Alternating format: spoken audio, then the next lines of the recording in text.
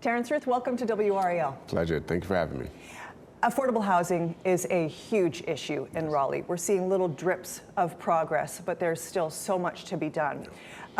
What are you going to do to address this? Yeah, number one, I would love to make sure that residents are informed as to the crisis that we're in. Most individuals do not know that we are in a county-wide 65,000 unit deficit, which equals to $3.2 billion as a county. So we've had an $80 million bond recently, which is the largest in our city history. Durham had a $90 million, was the largest in the state history.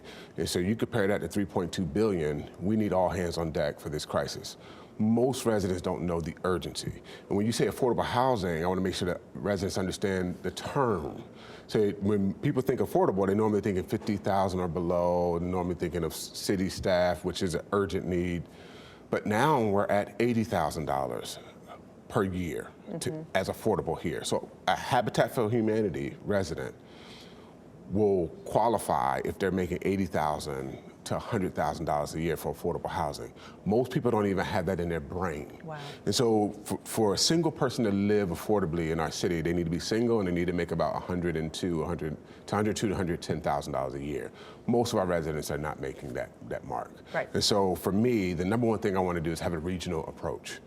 How do we come alongside the municipalities and lead the region on affordable housing? When I say region, I mean the county, Wake County.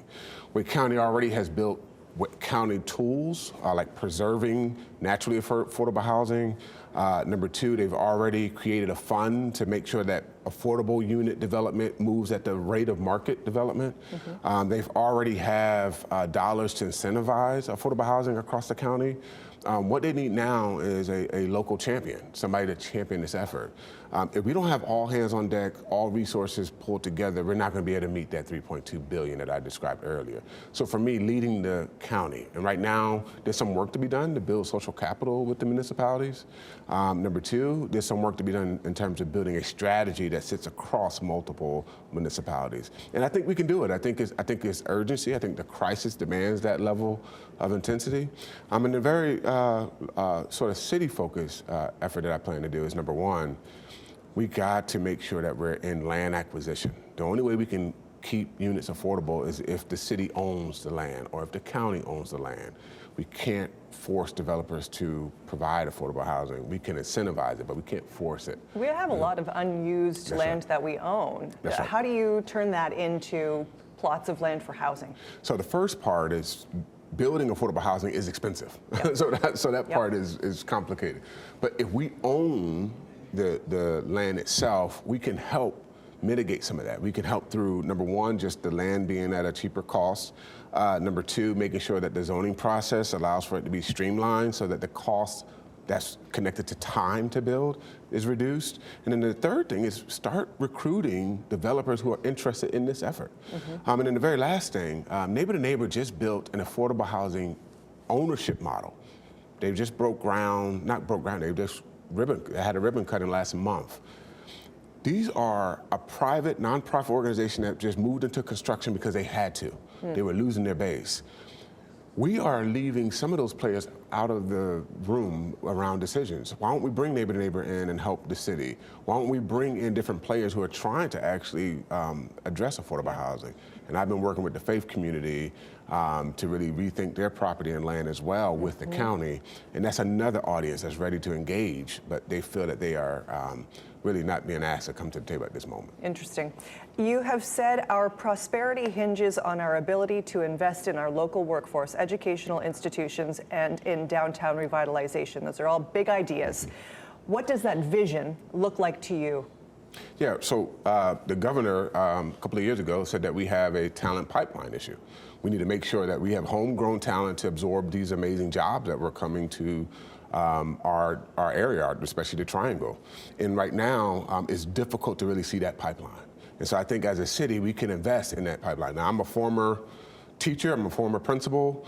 I know what it means to have the school, the value of that school, the reputation of school linked to community, to home values.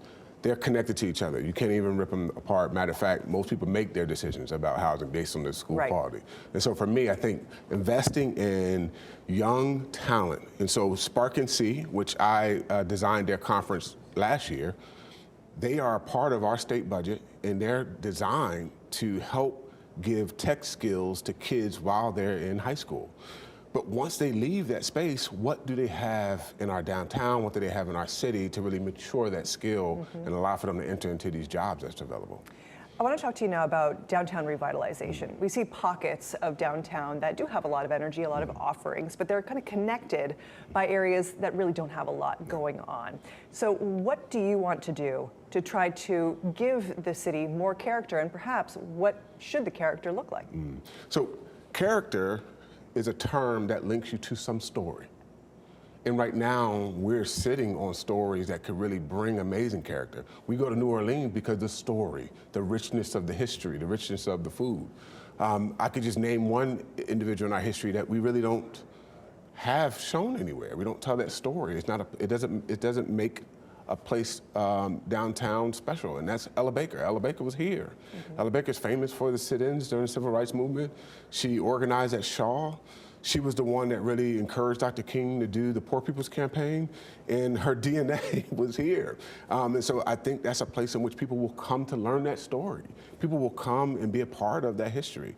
How do we make a place that really centers the stories that this city sort of rests on? And right now, I think we are leaving some of those stories untouched. A lot of that, though, will involve bringing businesses in. We've seen some businesses leave, right? They don't have the clientele because of post-COVID and because of crime. So businesses need to be there. You've got to get people who want to be there. How do you create that? Yeah, so the first thing, and I've shared this several times, we have residents now that don't feel secure about the future of our city. In their minds, we have to create that security again. And part of that is, what are they experiencing or hearing from downtown? When I was running 2 years ago, the small businesses were telling me that it costs to have their employees travel from far away to come and work here. They told me that they were seeing some small crimes that were occurring. They were telling me that there were some areas around downtown that needed additional revitalization before we've seen it on the news. Yeah. And also, I think that we are leaving one huge aspect untouched. Tulsa has something called Tulsa Remote, where they pay $10,000 for people to come and remote work in their town.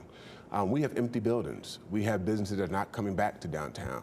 How do we then remodel our downtown to engage that remote culture? It's a different strategy. It's a different game plan.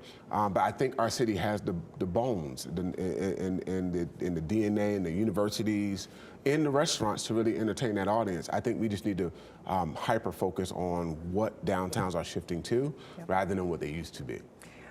Let's focus on public safety now. Your website says you want to adopt a holistic approach to safety beyond traditional policing.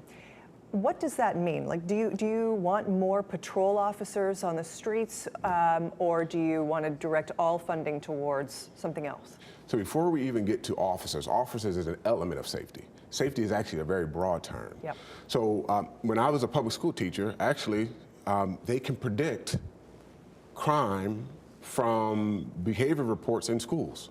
So very early on, we can engage in youth programs that allow for us to touch kids in at-risk or high-risk areas before they become adults.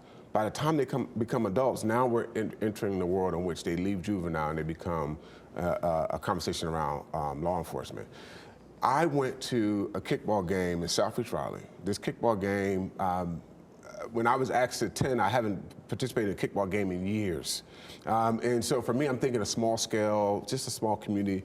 When I arrived, it was 300 Southeast Raleigh native residents organized this kickball game, and each team had a mother that was over the team, and the team was named after their child that was killed by gun violence. Wow. And so each team had the name, and it's called Women Wellness Kickball.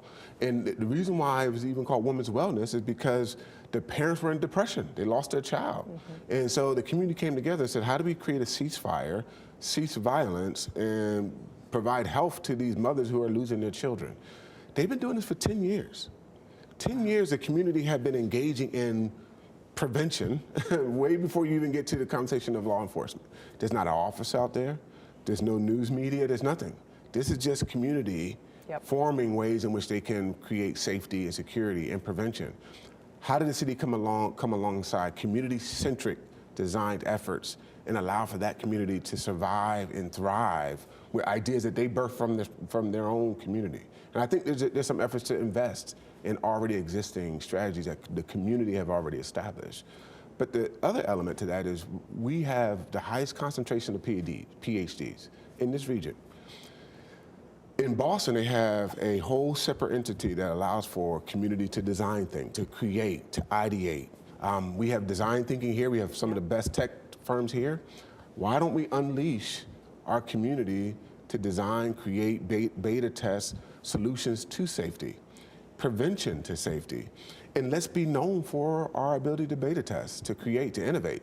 Not just because innovative companies are here, but because the citizens themselves are actually creating the solutions we need in our city. It's very clear that you see citizen involvement and engagement as a big priority. Yeah. Something we do hear often, critics will say, we are not paying our officers enough. Yeah. Do you believe that we need to be paying our officers more? If you look at any city staff, including law enforcement, they're hovering around $50,000. I already shared earlier that $100,000 minimum is what you need to live in this city. But we want community policing. So you can't have community policing if the officer can't live in the community. And so I think at bare minimum, let's have community policing. At bare minimum, let's do that. And right now, we can't even offer that. Also, there are municipalities that surround us. Once we train, we have some of the best training in the county, in the state, I'm told. We have some of the best training. So officers come, they learn, they train. We pay them while they're in training, and then they go get a job that pays more in other municipalities, and we lose that officer. So we're losing costs just on retention alone, forget salary. So I think there's some ways and strategies that we can use to retain talent so that we don't lose that cost, we don't lose that funding stream, but also there's a way in which we can be more competitive at our region. Right now, we're just being outbid by other municipalities on law enforcement, and I think that has affected our law enforcement morale. Okay. You got more than 40% of the vote in 2022. What have you learned since that election that you hope will push you to victory this time around? Yeah, number one, the residents are speaking quite clearly. When I ran last time, it moved while I was campaigning, the election moved to 2 years. And so I feel like I was campaigning forever. but at the time, it was 2020, the protest was in the street. And what we found is that there was a pivot in what residents wanted in this city. They didn't want a mayor that they couldn't see or hear. They actually wanted a mayor that they can see and hear. So what I've learned is, number one, people want to feel secure. They want to feel seen, heard, and represented well. And right now, that's what I'm hearing, that they don't feel that they're represented well. There's going to be some decisions that I will have to make in the absence of residents, and they want to feel that I am using them as my top priority. Not no other group, not no other target audience, but that residents feel that if Terrance makes this decision, I was the first priority for him in that decision. And right now, residents do not feel that they are the top priority. Beyond the residents, this job is a very collaborative effort. You need to have, you need to have those relationships. Yeah. What makes you the best candidate for the job? One, I have always been and will always campaign with a strategy that don't mention any names. I stay right on issue. So my issue is not to see anyone demoralized or dehumanized. So my whole campaign for the last 4 years, I have not mentioned a name. Not a single human being. All I focused on was the community. So my platform allows for collaboration. I am only a board chair if I win that seat. I need the whole entire board. I need some votes. And so for me, all the issues are pretty consistent. You talk to everyone, they're going to say affordable housing. You talk to everyone, they're going to talk about safety. For me, it's really negotiating what those details should be and can be. But my vision and my strategy don't exclude anyone. And I think for some of the tension we've seen on the council, we have seen where exclusion has provided the space for some tension. My platform allows for people to actually negotiate dialogue and have their vision included for their section of the city. You're elected day one in office. What's your first priority? Number one, we have to launch town halls. We have to actually get a chance to hear from residents who didn't get a chance to vote. We actually get a chance to hear from districts that feel that they're not downtown. We talk about downtown all the time. There's some parts of our city that feel that they're ignored. How do we get a town hall in each area so we can actually hear from the whole city?